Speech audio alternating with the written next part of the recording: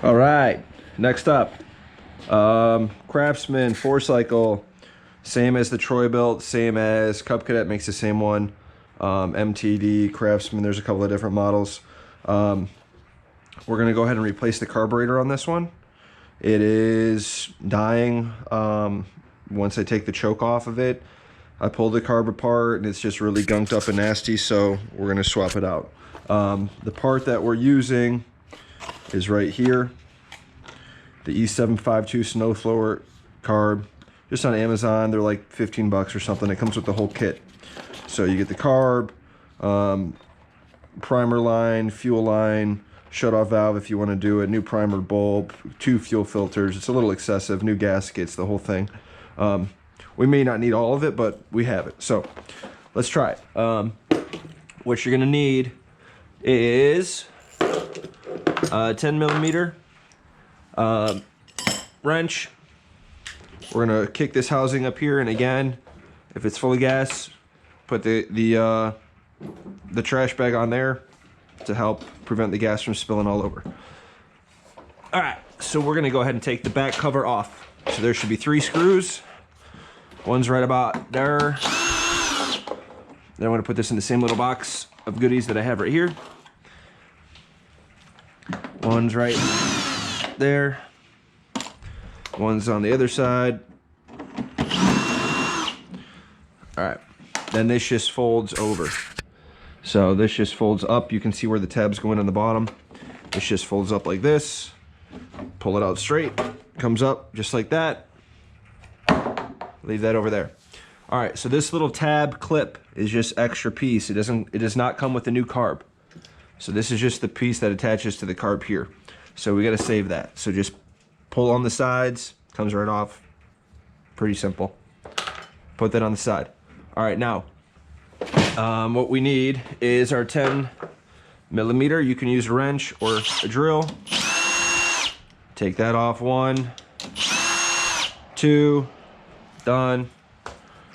Let's put that in our little box of fun. This thing, this little shroud just comes right off like that. Easy peasy. So now take a minute and see what you got. So you have this gasket cover right here. That looks pretty gross. It did not come with a new one of these though, so I think I have to keep this. This is more of like a spacer. It's a little bit thicker. It's more of a spacer really than a gasket. But the new kit did not come with the big spacer, so I have to keep this even though it looks like junk, but should be okay. We'll just peel off the excess yucky garbage on there. Put that on the side. Now we're gonna go ahead and release the fuel line. With the fuel line, especially if there's a lot of gas in here, like this one's pretty full as you can see the line. You wanna make sure, first spin it so it frees up and you don't break the line. Then pull it down. But then as you put it back up, you wanna make sure it gets stuck up there. I usually just flip it right back through the housing so it doesn't dump gas all over you. Just like that. Sit up there nice. Is it gonna stay for me? Yep. All right, so that's out of the way. Next up, take the little clamp off the primer hose here. Twist, twist, okay, done. Now, as you take this off back here, you can see there's a spring and there's the governor lever here. So first we're gonna take the little spring off, and just try to keep it right there, because sometimes it's come off on the back on top of the actual governor before on me, and then you gotta take the whole thing apart. It's a pain in the ass. Take it off nice and slow, pull this lever out nice and slow. Again, just let it sit right there. Boom, that's your carb. So I usually keep some of the carbs just in case I need like a gasket or something for another unit. But that's basura away. Then we got this little gasket right here. Should have come in the kit if I can get it off. Yeah, I should be able to get this gasket off. Jamon. Jamon, Jamon. This gasket is stuck. Nice and stuck. So I'm gonna rip this off because I got a new one. Just want to make sure it's the right one. So Get the excess little bit of gasket off of there. Okay. So the right one that we need, this is how it's sitting on the unit. There's a little hole top left. So let's see the gaskets that we get. Sometimes they send you a bunch of crap that you don't really need. And this is probably one of those times. So that's gonna be it, I believe, right there. So yeah, I'm not sure what these other two would be for. Could be just a different model unit. But like I said, the only other gasket is this thicker gasket that's actually a metal piece that helps hold the housing correctly. So we're not going to replace those. These are extra. We'll leave that in there. This is going to go on here like this. Slides down. Done. Here we go. This primer line, see how far away this primer hose is? The one that came with it's not nearly long enough, so I'm going to take the one off that came with it. Just like that.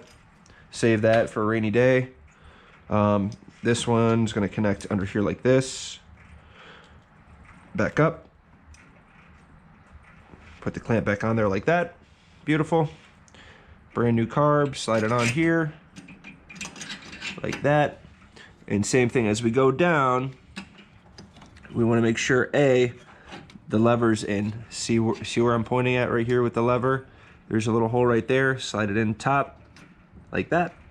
And then there's only one hole for this little spring to go, and it's right there, like that. So the spring's in, the lever's in, that's done. Okay, next up, before the housing, before the housing, we're gonna take our fuel line. And as you can see, the fuel tank looks pretty nice and clean in there, and I know that these tanks usually don't get terrible.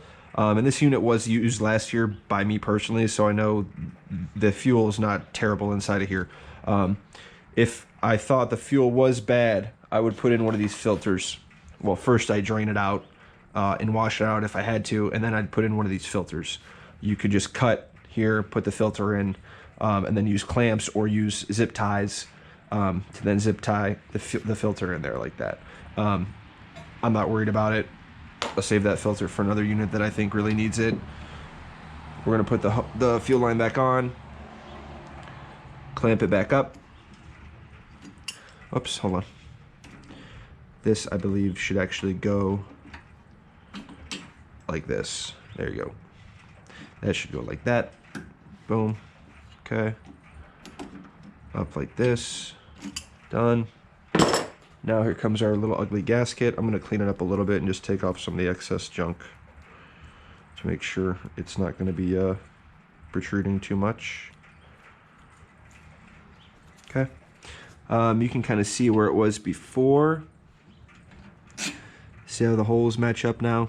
And again, I'm going to actually move this little hole right here is kind of gross. Let me pinch that off of there. Okay. Now if I had a replacement in there for this, with the spacer, I would just replace all of it, but I don't, so I'm gonna keep that.